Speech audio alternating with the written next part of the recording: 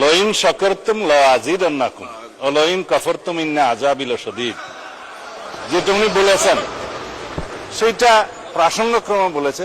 আমরা যদি আল্লাহর নিয়ামতের শুকরিয়া আদায় করি, আল্লাহ আমাদেরকে আরো বাড়িয়ে দেবে। ফাইন শাকারতুম লাযিদান্নাকুম ওয়া লাইন কাফারতুম ইন্না আযাবি লাশাদীদ। তারা শুকর করে না কিন্তু স্বীকার করে, সেই জন্য তাদের উপর লাশাদীদুল আযাব, আযাবের কঠিন আযাব তাদের সম্মুখীন করতে হবে। মাননীয় স্পিকার, কোরআন হাদিসের আয়াত এবং যেই রাসূল ইসলামের বাণীগুলো আছে এগুলো তো আসলে ঠাট্টা বিদ্রুপের বিষয় না। এটা নিয়ে যদি ঠাট্টা বিদ্রুপ করা হয় তাহলে আসলে খুবই দুঃখজনক। ওনাদের প্রশংসা করলে ওনারা আরো বাড়ায় দিবেন, আর ওনাদের ইয়ে না করলে ওনাকে আমাদেরকে পিটাবেন নাকি, এ ধরনের বোঝাতে যাচ্ছেন? আলমগীর মোহাম্মদ মাহফুজুল্লাহ ফরিদ একজন মৌলানা, মাদ্রাসা পাশ, আমার পাশে ছিল, তিনি অন্তত এই উদ্দেশ্যে এটা বলেন। তোমরা যদি আল্লাহর নিয়ামতকে গুনতে চাও তাহলে গুণা শেষ করতে পারবে না। কোরআনে একটা আয়াতের মধ্যে আছে সামিআনা ওয়া আতানা, আমরা শুনলাম এবং এতায়াত করলাম, যা সহি তারাই যেন আমরা আমল করি। ডান পাশের বন্ধুরা কেন সেদিন মিছিল করেছিল জানতে পারি নাই। মাননীয় স্পিকার, আমাদের কাছে এসে আমাদের প্রধানমন্ত্রীর কাছে, আমাদের মাননীয় মন্ত্রীদের কাছে বাজেট চাইবে, বরাদ্দ চাইবে, কিন্তু রাস্তায় যে মিছিল করবে। সেই কারণে আমি একটি আল কোরআনের আয়াত বলতে চাই, ফাইন শাকারতুম লাযিদান্নাকুম ওয়া লাইন কাফারতুম ইন্না আযাবি লাশাদীদ। শুকর করতে হবে জীবনের, শুকর করতে হবে বরাদ্দের, শুকর করতে হবে মাননীয় প্রধানমন্ত্রী তারেক রহমানের, শুকর করতে হবে আমাদের মাননীয় মন্ত্রীদের। তারা শুকর করে না কিন্তু স্বীকার করে, সেই জন্য তাদের উপর লাশাদীদুল আযাব, আযাবের কঠিন আযাব তাদের সম্মুখীন করতে হবে। মাননীয় স্পিকার, আল কোরআনে আরেকটা আয়াত আছে মাননীয় স্পিকার, ওয়া মাকারু ওয়া মাকারাল্লাহ ওয়াল্লাহু খায়রুল মাকিরিন।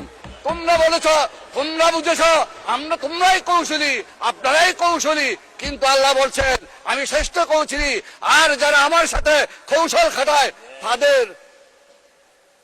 তাদের অবস্থা খুবই শোচনীয়। মাননীয় স্পিকার, আমি সেদিকে আর যাচ্ছি না। মাননীয় অনেক কথা ছিল, আমার মশকারি কুতুবদিয়া সম্পর্কে বলতে চাই। মাননীয় স্পিকার, আমার মশকারি কুতুবদিয়া দুটি দ্বীপ উপজেলা। মাননীয় স্পিকার, আমাদের কুতুবদিয়া 100 বর্গ কিলোমিটার ছিল, ভাঙতে ভাঙতে ভাঙতে নদী ভাঙনে কর্ণফুলীর সেই করাল স্রোত ভাঙতে ভাঙতে আমাদের কুতুবদিয়ায় 30 বর্গ কিলোমিটার নেমে এসেছে।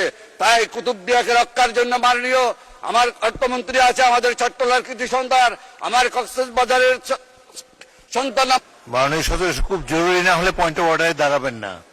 পয়েন্ট অফ অর্ডার সমসাময়িক চলমান বিষয়ের উপর হতে হবে। এই চলমান বিষয়ের উপর বলবেন, বলুন। ধন্যবাদ মাননীয় স্পিকার। আসলে মাননীয় স্পিকার, কোরআন হাদিসের আয়াত এবং যেই রাসূল ইসলামের বাণীগুলো আছে এগুলো তো আসলে ঠাট্টা বিদ্রুপের বিষয় না।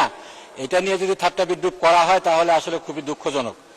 এখানে কোরআনের আয়াত কোট করা হয়েছে, লাইন শাকারতুম লাযিদান্নাকুম ওয়া লাইন কাফারতুম ইন্না আযাবি লাশাদীদ। ওনাদের প্রশংসা করলে ওনারা আরো বাড়ায় দিবেন, আর ওনাদের ইয়ে না করলে ওনাকে আমাদেরকে পিটাবেন নাকি, এ ধরনের বোঝাতে যাচ্ছেন? এটা তো আসলে ভুল ব্যাখ্যা হচ্ছে, এটা খুব ভুলভাল বিষয়। এ ব্যাপারে রাসূল ইসলামের কঠোর সতর্কবাণী এসেছে যে এইগুলা বিষয়ে ঠাট্টা বিদ্রুপ করার বিষয় না। আমি মাননীয় প্রধানমন্ত্রী যখন ছিলেন আমাদের দেশ নেত্রী বেগম খালেদা জিয়া, সেই সময়ের একটা জাস্ট খালি ঘটনা উল্লেখ করছি। সে সময় শাহবাগের সময় কোরআন হাদিস নিয়ে অনেক বিদ্রুপ হচ্ছে, ঠাট্টা তামাশা হচ্ছে। সে সময় একটা চিঠি লেখা হয়েছিল, সেই চিঠিটা নিয়ে যখন আমরা গেলাম তিনি বললেন কোরআনের একটা আয়াত, সূরা তওবার একটা আয়াত তোমরা যোগ করতে পারো না? কুল আবিল্লাহি ওয়া বিআয়াতিহি ওয়া বিরাসূলিহি ইস্তাহজিউন। এখানে তোমরা কি আল্লাহর আয়াত, আল্লাহকে নিয়ে, আল্লাহ রাসূলকে নিয়ে, আল্লাহর আয়াত কিনে তোমরা ঠাট্টা মশকরা করছো? তো এটার জন্য যদি তোমরা করো তাহলে তোমাদের অবস্থান হবে জাহান্নামে। এই জিনিসটা আমাদেরকে খুব সতর্কভাবে নিতে হবে। কোরআন হাদিসের ভুল ব্যাখ্যা, কোরআন হাদিসের এরকম অবমাননাকর কিছু বিষয়, এগুলো আমাদের কোনোভাবে করা যাবে না। এটার ব্যাপারে আপনার দৃষ্টি আকর্ষণ করছি মাননীয় স্পিকার। ধন্যবাদ মাননীয় সদস্য। আমার আলমগীর মাহমুদুল্লাহ ফরিদ একজন পুরনো সংসদ সদস্য। আমার মনে হয় না যে কোরআন হাদিস নিয়ে তিনি কোনো ব্যঙ্গাত্মক কমেন্ট করতে পারেন। তারপরেও আমরা পরীক্ষা করে দেখব, যদি কোনো ভুল ধরনের ব্যাখ্যা দেওয়া হয় কোরআন হাদিসের, সেটা এক্সপান্সড হবে। এবং কোরআন হাদিসের ভুল ব্যাখ্যা, বাংলাদেশ একটি মুসলিম প্রধান দেশ, এই দেশে কখনোই গ্রহণযোগ্য হবে না। পরবর্তী সালাউদ্দিন আহমেদ, আপনাকে 1 নম্বর বলেছে, এটা আপত্তি আছে আপনার?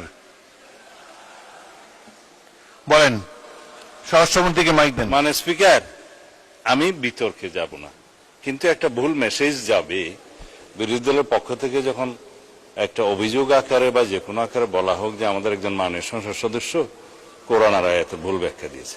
আমি প্রথমে বলি, আলমগীর মোহাম্মদ মাহফুজুল্লাহ ফরিদ একজন মৌলানা, মাদ্রাসা পাশ, দাখিল আমার পাশে ছিল, তিনি অন্তত এই উদ্দেশ্যটা বলেন, লইন শাকারতুম লাযিদান্নাকুম ওয়া লইন কাফারতুম ইন্না আযাবি লাশাদীদ। যেটা উনি বলেছেন সেটা প্রাসঙ্গক্রমে বলেছে, আমরা যদি আল্লাহর নিয়ামতের শুকরিয়া আদায় করি আল্লাহ আমাদেরকে আরো বাড়িয়ে দেয়, যদি শুকরিয়া আদায় না করি অলইন কাফারতুম ইন্না আযাবি লাশাদীদ, আল্লাহ আযাব বাড়িয়ে দিতে পারেন। এখন এটা পলিটিক্যালি কেন বক্তব্য হবে, এটা দিয়ে কেন পয়েন্ট অফ অর্ডারে বাড়ানো হবে, এটা ঠিক হয় না। মাননীয় স্পিকার, তিনি বলেছেন, সৎ উদ্দেশ্যেই বলেছেন, এবং আমরা যেন আল্লাহর শুকর গুজার করি, এইটাকে পলিটিক্যালি আমার মনে হয় মিস ইন্টারপ্রিট করা ঠিক হবে না। মাননীয় স্পিকার, আমরা এই 92% মুসলিম দেশে, জনসংখ্যার দেশে, আমাদের এই মহান জাতীয় সংসদে কোন সংসদ সদস্যের বক্তব্য যদি ভুলক্রমেও ইসলামের প্রতি অবমাননা যদি মূলক হয়, এটা আমরা নিন্দা করব, কিন্তু এইভাবে পলিটিক্যালি ইউজ করা ঠিক হবে না। মাননীয় স্পিকার, ধন্যবাদ। ধন্যবাদ। মাননীয় সদস্যবৃন্দ, আমি তো বললাম যে আলমগীর মোহাম্মদ মাহফুজুল্লাহ ফরিদ তিনি কোনো ব্যঙ্গাত্মক কথা এখানে বলবেন না, তিনি একজন প্রবীণ সংসদ সদস্য, তারপরেও তিনি যে মাদ্রাসার ছাত্র সেটাও বলা হলো। আপনারা নিশ্চয়ই হয়তো ওনাদের চেয়ে বেশি জানেন, অনেক আলেম ওলামা আপনাদের মধ্যে থাকতে পারে, এটা নিয়ে বিতর্ক হোক এটা চাই না। আমরা সবাই মুসলমান, এখানে অধিকাংশই মুসলমান, এই দেশটারও 92% মানুষ মুসলমান, সুতরাং এগুলো নিয়ে সংসদে কোন রকম বিরূপ আলোচনা হোক, এসব স্পর্শকাতর বিষয়, এটা তো চাই না। ঠিক আছে, সেটা আমি ইতিমধ্যে মাননীয় সদস্য আমি বলেছি, আমি পরীক্ষা করে দেখব যদি না না মাইক ছাড়া বলবেন না, না না 1 সেকেন্ডও না, এটা স্পর্শকাতর বিষয়। আপনাদের সিনিয়র নেতারা সামনে দাঁড়িয়েছে, সংসদে প্রথম বেঞ্চে যখন সিনিয়র নেতারা দাঁড়ায় পিছন দিকে আপনারা বসে যাবেন। এবং আচ্ছা, মুজিবুর রহমান সাহেব বলেন, কিন্তু কোনো বিতর্ক হয় এমন কোনো কিছু তুলবেন না। এখানে সবাই তো অধিকাংশই মুসলমান, অধিকাংশই ধর্মের প্রতি ধন্যবাদ, শ্রদ্ধা পোষণ করেন। ধন্যবাদ মাননীয় স্পিকার। আমাদের মাননীয় স্বরাষ্ট্রমন্ত্রী যেহেতু দাঁড়িয়েছেন এবং তিনি কথা বলেছেন, তার কথাকে যাতে লাইন মতো হয় সেজন্য তিনি নেওয়ার চেষ্টা করেছেন। এই আয়াতটা যে নাজিল হয়েছে, কেন নাজিল হয়েছে? এই আয়াতটা নাজিল হওয়ার প্রেক্ষাপট হচ্ছে আল্লাহ তাআলা তার অগণিত নিয়ামত এই পৃথিবীতে রেখেছেন। তিনি বলেছেন, ওয়াইন তাউদ্দু নি'মাতাল্লাহ লা তুহসুহা, তোমরা যদি আল্লাহর নিয়ামতকে গুনতে চাও তাহলে গুণে শেষ করতে পারবে না। যারা আল্লাহর এই দুনিয়ায় আল্লাহর নিয়ামত ভোগ করছে, আমি কথা বলছি, এটা আল্লাহ আমাকে একটা নিয়ামত দিয়েছেন, অতএব আমার মুখ দিয়ে আল্লাহর বিরুদ্ধে কোনো কথা আমি বলতে পারি না। আমাকে যে শক্তি আল্লাহ দিয়েছেন, এই শক্তি দিয়ে আল্লাহর বিধিবিধানের পক্ষে আমাকে কথা বলতে। ধন্যবাদ। মানুষ শেষ করি, 1 মিনিট শেষ হবে। আমাদের মাননীয় স্বরাষ্ট্রমন্ত্রী উনি এটা নিয়ে গেছেন মানে দলীয় একটা, এই যে বাজেট বক্তৃতা, বাজেটটা খুব ভালো হয়েছে, অতএব বিরোধী দলকে বাজেটের প্রশংসা করতে হবে। এটা যদি প্রশংসা না করে তারপর আজাব আসবে, এই দিকে নিয়ে গেছিল উনি। এই কথাটা মোটেও সঠিক না। আমি বলতে চাই যেটা, ধন্যবাদ, কথা এটাই হয়েছে মাননীয় স্পিকার। আমার মনে হয় আপনি যদি প্রয়োজন মনে করেন একজন আলিমের কাছে যে বলবেন, কোন মানুষের অবদানের কথা এখানে বলা হয়নি। ধন্যবাদ।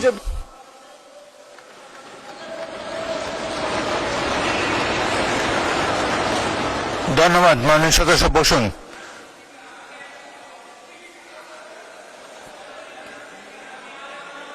না না ঠিক আছে,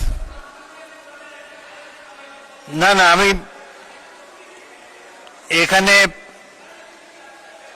এখানে মাদ্রাসা পড়ার, মাদ্রাসা শিক্ষায় শিক্ষিত আলেম অনেক বেশি আছে এখানে এই দিকের চাইতে, সেটা তো আমরা স্বীকার করে নিয়েছি।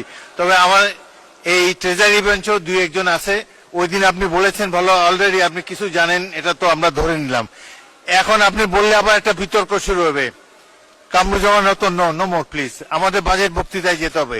পরে আরেক সময় আরেক দিন বললেন, আপনার এটা জমা রাখেন, পরের দিন আরেকজন। আচ্ছা বলেন, কিন্তু কোনো বিতর্কের সৃষ্টি করবেন না। তো ওয়াদা করলাম। আচ্ছা কামরুজ্জামান বলুন। বিসমিল্লাহির রহমানির রহিম। আমি আলেমুল আমাদের মাঝখান দিয়ে যে কথাটা বলবো, যদি ভুল হয় ওনারা শুদ্ধ করে নেবেন। পবিত্র কোরআনে একটা আয়াতের মধ্যে আছে সামিআনা ওয়া আতানা, আমরা শুনলাম এবং এতায়াত করলাম, যা সহি তারাই যেন আমরা আমল করি, এই আমলের মধ্যে দিয়ে আমাদের যেন পরিশুদ্ধতা থাকে।